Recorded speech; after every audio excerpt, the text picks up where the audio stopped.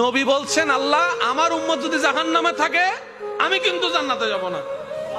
আল্লাহ বলছেন আপনি না গেলে তো জান্নাত উদ্বোধনই হবে না। এবারে মামলা কি দাঁড়ালো? আল্লাহ পাক বলে যে আমি তাহকামুল হাকিমিন নিজেকে বলেছি, বিচার না করলেও তো জিনিসটা সুন্দর হয় না। ও নবী একটা কাজ করেন, ওয়ালা সাউফা ইউতিকা রাব্বুকা ফাতারদা, আমি কাউকে বলি নাই, আপনাকে না বলেছি। আমার সাল্লাল্লাহু আলাইহি রাহমাতাল লিল আলামিন কারো সম্পর্কে নাজিল করি নাই, আপনাকে দিয়েছি।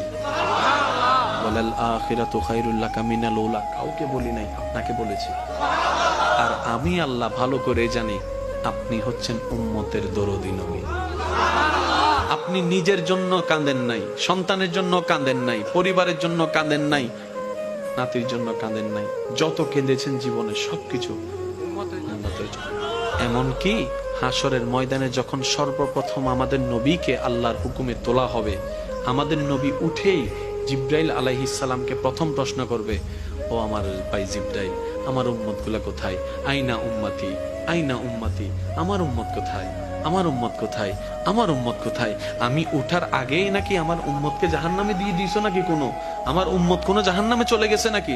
জিব্রাইল বলবে, ইয়া রাসূলুল্লাহ, প্রথমেই আপনাকে তোলা হয়েছে, এখন আর কাউকে তোলা হয় নাই, প্রথমেই আপনি উঠেছেন। আমার নবী বলবে, আমার উম্মত গুলা কোথায়? জিব্রাইল বলবে, ইয়া রাসূলুল্লাহ